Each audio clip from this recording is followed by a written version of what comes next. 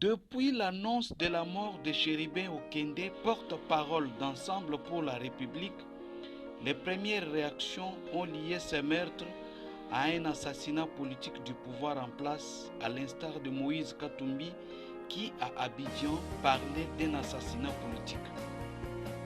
On nous arrête et maintenant on nous tue, disait-il, faisant ainsi allusion à l'arrestation de Salomon Kalonda. D'autres encore demandaient une enquête internationale. Mais devant la réaction du gouvernement de faire appel aux experts belges et sud-africains, les réactions d'ensemble changent peu à peu. Nous voulons voir les experts américains que nous allons payer, a dit Francis Kalombo.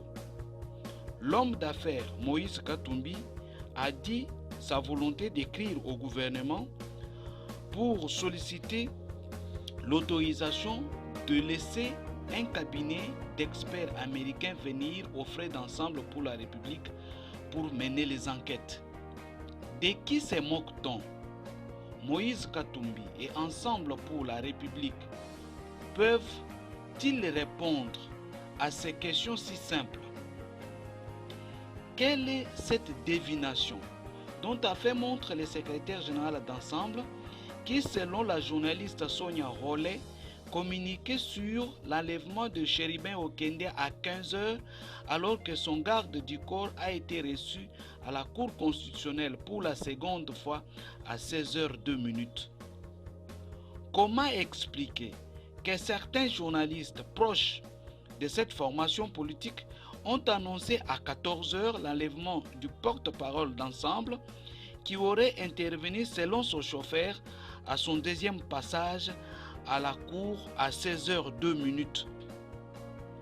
Ceux qui parlent de l'assassinat politique se basent sur quel élément de preuve? Non.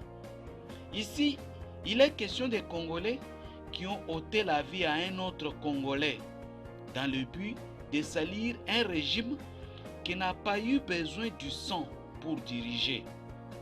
Les Congolais se souviendront de la mort du comédien Kadiombo, qui a été achevé à l'hôpital où il était interné après avoir fait des émissions sur sa chaîne YouTube sur les concepts qui est des pères et des mères congolais.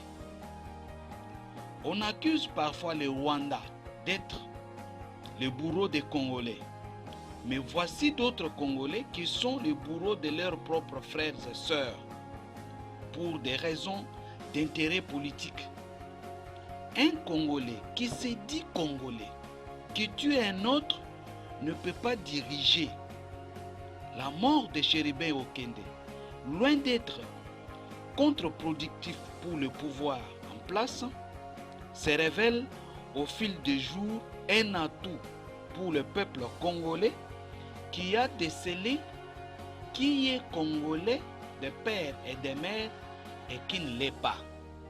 Les jours à venir, nous en dirons plus.